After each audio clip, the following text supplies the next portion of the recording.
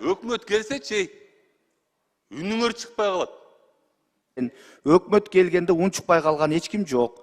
Өкмөт сизден айырмаланып конкреттүү түрдө программаларды, маселелерди алып келет, кунт коюп угабыз, суроолорду беребиз. Эгер ойду тоону сизге окшоп сүйлөсө, анда конкрет ошондой сөз болмок. Мен жададым мындай жашоодон. Сизден суранганым тынч эле отуруп берип коюңуздар, суранышты атам. Кыргыздын жакшы сөзү бар. Сыйга сый, сыйга бал дейт. Сыйга татыктуусузбу? Сыйлайбыз. Сыйга татыктуу эмеспи? Ошого жараша баа берилет. Жо эми кичине угуп берип койгула да, айлана, бул парламент го. Конкретно Акылбек Байке деп айттымбы? Акылбек мырза деп айттымбы? Базарда отурганда жазышат комментарийге. Мен могу жерде сүйлөп атканда жөн эле укпасаңар да тынч отуруп берип койгула. Болду. Депутаттар, урматтуу спикер. Ушул азыркы айтып кеткениңиз как раз ошо айыл өкмөттөрү боюнча чыгайын дедим да менчи. Айыл өкмөттөрдүн көбүнчөсү коррупционер болсо, анан айыл өкмөт жок болот да көп жердечи. Ушу депутат болуп жүргөндөн бери бир 4-5 айыл өкмөткө бардым. Бүт жерде коррупционный схемалар бар да. Жакынкы малда эле негизи эле бизде Кыргызстанда мындай акыйкат менен чындыкка күрөшүш абдан оор да. Өзүбүздү жеп, бири-бирибизди укпай, жанталашып, акчанын артынан кууп, бийликтин артынан кууп жүрөбүз да. Бизди ушундай тарбиялаганбы убагында акча табыш керек деп, акчага байлап койгондо биздичи башка нерсе көрбөйбүз. Байлык, бийлик, коррупция. Бизде коррупция деген эң жөнөкөй нерсе да. Мисалы, акча урдаган бизде мындай эле да. Бая убагында гаишниктер менен инспекторлорго видео тартып чыксам, водительдер келип айтып атпайбы, магачы Эрлан, сен туура эмес кылдың, биз эми инспекторлорго акча берип кете албай калдык дейт да. Ушундай көз карашка көнгөн элбиз, ушундай көз карашка көргөн калк болуп калдык да. Оңдой алабызбы, оңдой албайбызбы, бирок аракет кылышыбыз керек. Мен бул жөнүндө сүйлөгөм, жана сүйлөй берем да. Мына могу Шумкар Уя айыл өкмөтү, жакында эле бардым, 6 сентябрда бардым, Таласта. Кыргызстандагы эң бай айыл өкмөт экен. Жылына жер үйдөн миллиард алган күндөр болот экен да, жылдар болот экен. Миллиард, бюджетке миллиард которгон жер үйчү бир жылда. 700 миллион неосвоение булардачы. Анан мен барып жөнөкөй документтерди сурасам, жана биздин көнгөн адаттарыбыз менен кечинде фейктер кетти, соц тармактарыма, жакшы эле элдер чыга баштады мага, кой ал айыл өкмөтүнө тийишпе деп. Мурун мага акча беришчи.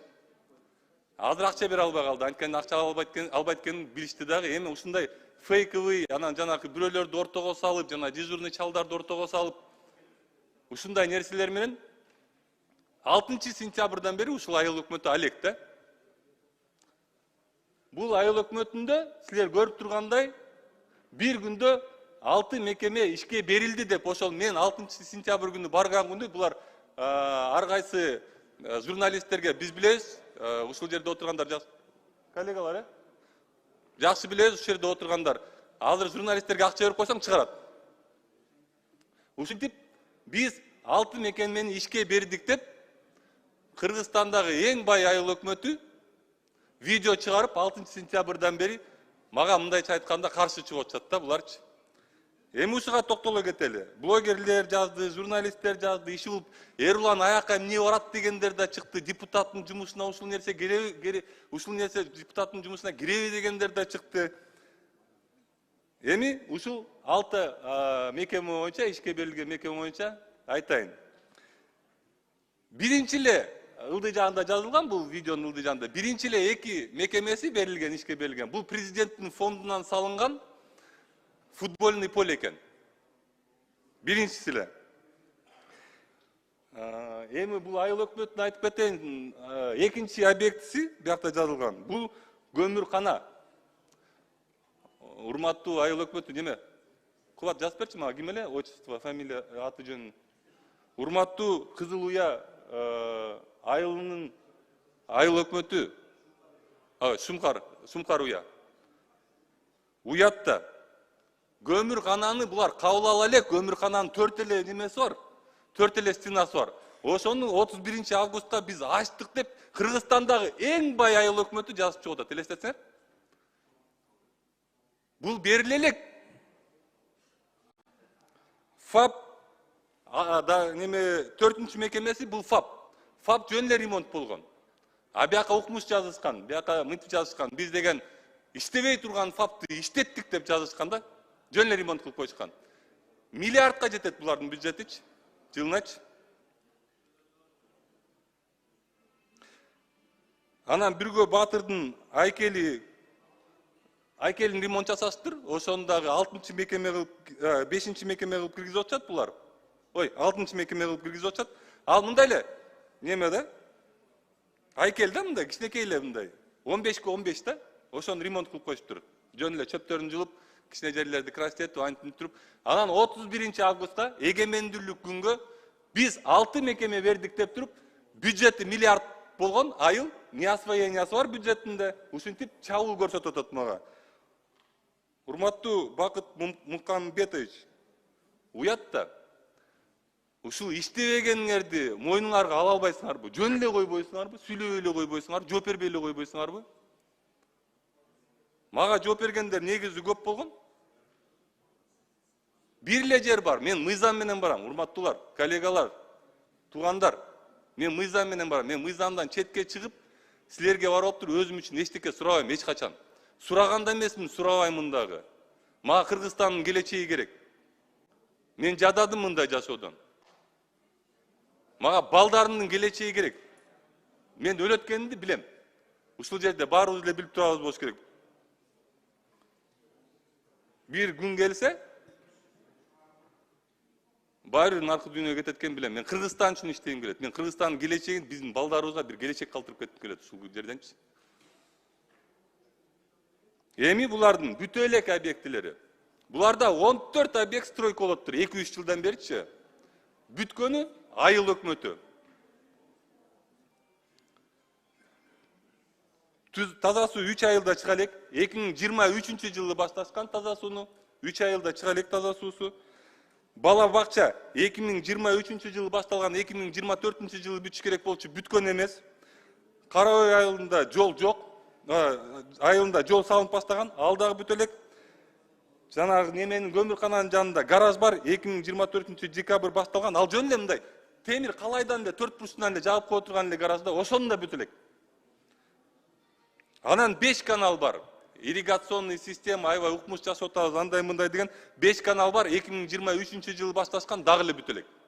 Бирок булар айыл өкмөтүн бүткөн да. Айыл өкмөтүн сонун кылып бүтүрүшкөн. Урматтуу коллегалар, мындай мен түшүнүп атам, көңөргө мындай Кыргызстандын келечеги кереги деле жок, бирок хотя бы мындай укпасаңар да тынч отуруп берип коюңуздарчы, сураныч. Рахмат, Кыргызстан жөнүндө сүйлөп атам, ушул жерден силер деле шайланып келгенсиңер. Айыл өкмөтү эми кичине тынчыраак отуруп берип коюңуз деп атам. Акылбек кандай дейсиз? Бул парламентте да мындай кайым айтуучулар башталды, өзүң эле көрсөтө берсең. Мен сизден суранганым тынч эле отуруп берип коюңуздар, сураныч деп атам. Микрофонго чыгып сүйлөңүз, жооп берейин. Жок, микрофонго чыгып сүйлөңүз, жооп берейин. Кантип атат сүйлөйм? Мен сизге конкретно эмне деп сүйлөдүм? Жок, эми кичине угуп берип койгула да, айланайын, бул парламент го. Жок, мен сизге конкретно айтып атамбы? Жок, конкретно Акылбек байке деп айттымбы? Акылбек мырза деп айттымбы? Жок, общий айтып атсам, мына сүйлөшүп атышпайбы? Ошолорго айтып атам. Мындай божо. Урматтуу депутаттар, тынчтанып угуп коюңуздар, урматтуу депутаттар. Мен эмне туура эмес нерсе айтып атамбы? Бири-бирибизге урматтуу көрсөтөлү, угалы деп атабыз.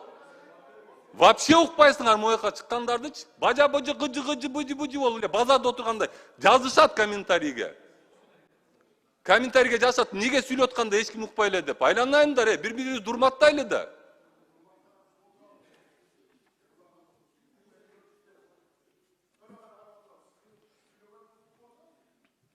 Ушул жерге өкмөт келсечи, үнүңөр чыкпай калат.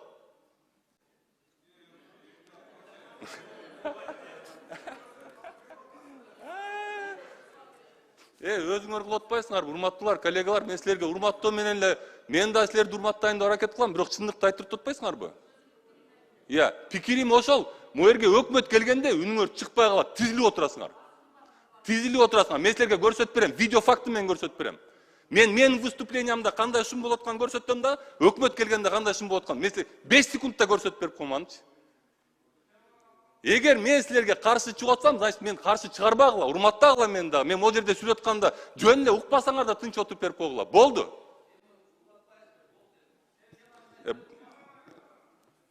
Жо, өзүңөр баштабадыңарбы? Мен силерден жөн эле сурадым, келе тынчыраак болуп коелу деп. Эрлан мырза, убактыңызды жөн эле кетирип атасыз. Жөн эле силер жеп атасыңар, могу айыл өкмөтүндө болчу. Барганда мен акыйкат жөнүндө сүйлөп атсам, ушул жерде кайра акыйкатсыздыкка алып барып атасыңар. Бизди уважать эткиле. Силер мени уважать эткиле да, мен силерди уважать этем. Силер мен сүйлөп атканда сүйлөбөй тургула, болду, мен силерге сүйлөбөйм. Мына күлүп отурасыңар, тыт деп отурасыңар. Айланайын коллегалар, мен силерден могу немеде отурган мен эч кимден коркпойм. Айтып коеюн, алдынан айтып коеюн. Эч кимден коркпойм да, корккон да эмесмин. Силер могу жерде коллективный органбыз биз, мындайбыз биз, андай деп тур. Токмоктун мэри сүйлөгөндө эмне кана бирөөңөр сүйлөдүңөр ушул сөздөрдү.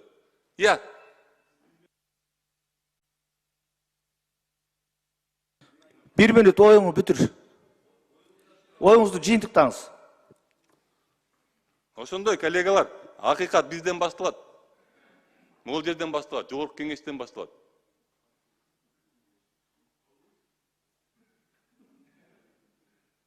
Көбүрөөк күлсөңөр, көбүрөөк күлгүлө. Так, эме боюнча, айыл өкмөтү боюнча айтып кетейин деген тиешелүү органдарга айтып койгочу, неме болсун. Бир единственный объект салынып бүткөн, бул могу айыл өкмөтү. Бул жерде жарым жылда салышкан. Ичине жанагындай неме менен кодовый замокторду коюп, Алмаз Акынжанович. айыл өкмөтү экен элестетсе. Калгандар дагы эле салынып. Ичине кодовый замокторду коюп, кабинеттер сыртынан ачылбай турган ук койгон. Единственный объект салынып бүткөн айыл өкмөтүндө. Жарым жылда салып койушкан. Айыл өкмөтүнүн өзүн. Калган объекттер турат жарым жартылай. Текшерүүгө алышсын. Рахмат. Калган объекттер 1 жыл. Рахмат. Урматтуу Эрлан мырза, сиз жалпы парламенттин дарегине сөз айткандан кийин мен парламенттин төрагасы катары сизге жооп кайтарууга толук милдетим бар, укугум бар. Бул эч кандай комментарий эмес, сиз туура түшүнүңүз. Биринчиден, сиз жалпы депутаттарга баа бергенге акыңыз жок. Сиз коллегаларыңызды сыйлагыңыз. Сиз өзүңүзгө жооп бересиз, өзүңүзгө баа бересиз. Бул бир. Экинчиден, өкмөт келгенде унчукпай калган эч ким жок. Өкмөт сизден айырмаланып конкреттүү түрдө программаларды, маселелерди алып келет, кунт коюп угабыз, суроолорду беребиз. Эгер ойду тоону сизге окшоп сүйлөсө, анда конкрет ошондой сөз болмок, жооп болмок. Аткаруу бийлиги менен мыйзам чыгаруу бийлигинин ортосуна бир депутат эч качан от жакпаш керек. Биздин максатыбыз мамлекетти өнүгүш керек, элдин бакубат жашоосун камсыз кылышыбыз керек. Ошонун негизинде ушундай өнүгүү өсүүлөр болуп атат. Сиз кимден коркосуз, кимден коркпойсуз, ал сиздин ишиңиз. Биз да сизден коркпойбуз. Бул жерде кыргыздын жакшы сөзү бар. Сыйга сый, сыйга бал дейт. Сыйга татыктуусузбу? Сыйлайбыз. Сыйга татыктуу эмеспи? Ошо жараша баа берилет. Ошон үчүн бул жерде туруп алып, жалгыз эле сиз ак карга болуп, кыйын боло бербей, жалпы жогорку кеңешти урматтап сыйлаңыз. Мен сизге айтып коеюн. Өзүңүзгө жооп бериңиз, өзүңүздүн депутаттык ишмердигиңиз жөнүндө сүйлөңүз. Жалпы парламенттин депутаттарын сыйлаңыз. Сыйласаңыз сыйга тең болосуз. Сыйлабасаңыз ошого жараша сизге мамиле болот. Экинчи микрофон. Мен силерди сыйлайт элем. Эгер спикер болсо, вице-спикер болсо, анан жогорку кеңеш, жогорку кеңеш чындап коллегиальный орган болсо, силер баштагансыңар. Мен силерге айткам, жана мэр таракан кылып жүрөт, андай мындай дегенде. Бирөөңөр сүйлөдүңөрбү? Ошол жерде депутаттын ыйгарым укуктарын бирөөңөр защищать эттиңерби? Биринчиден, экинчиден жанакы эшиктин артына алып барып алып туруп, сен эл үчүн сүйлөп калдың беле деген сөздөрдү мен дагы айткан эмесмин, немеге чыгарган эмесмин элдерге. Сен элдер үчүн сүйлөп калдың беле деп мен эшиктин артына алып барганда. Мындай коллегалар барыбыз, силер дагы спикерлер, вице-спикерлер, коллегалар. Мен дагы бир жолу айтып атам, силер туура айттыңыз. Урматтоо деп. Ошондо мен урматтап койсоңор, мен ошондо урматтоону көрсөтмөкмүн. Могу жерге келгенде баарыңар айткансыңар, урматтуу спикер, сиз да айткансыз, биз коллегиальный органбыз дегенбиз. Туурабы? Кана коллегиальный орган болгондар? Эмнеге мен жалгыз барып туруп айыл өкмөттөр менен, акимдер менен, мэрлер менен титишип жүрүшүм керек? Эмнеге мен жумушумду аткарганда тоскоолдук болуш керек? Эмнеге мен жумушумду аткарып атканда тоскоолдук болуп атса, бирөөңөр сүйлөбөйсүңөр? Анан туруп ушул жерден мындай тынчыраак болуп берип койгочу десе, сен айтып сүйлөбө, мындай тигиндей деп акыл үйрөтөсүңөр магачы. Анан мен силерге бир нерсени айтып кетейин. Азыр айтып калдыңар могу жерде. Сиз урматтуу спикер өзүңүз айттыңыз. Депутаттарга каршы сүйлөгөн депутат болгон эмес деп. Болгон. Азыр урматтуу президентибиз Садыр Нуркожоевич ушул жерде туруп ушундай сөздөрдү сүйлөп атканда, ушундай коллегалар шылдыңдап турган анында. Бирок азыр президент болуп отурат. Ошон үчүн мындай, мен силерге дагы бир жолу айтып кетейин, мен силер менен кайым ачышканга киргим келген эмес. Келбейт дагы. Бирок мага урматтуу көрсөтсөңөр, мен ушундай адам, мен урматтуу көрсөтүп берем. А бирок жөн эле мага айтып, биз баарыбыз бири-бирибизди урматтайбыз, андай мындай деп тургандан кийин мага урматтуу көрсөтпөсөңөр, мен аны көрөм. Ошондой жооп берем. Рахмат.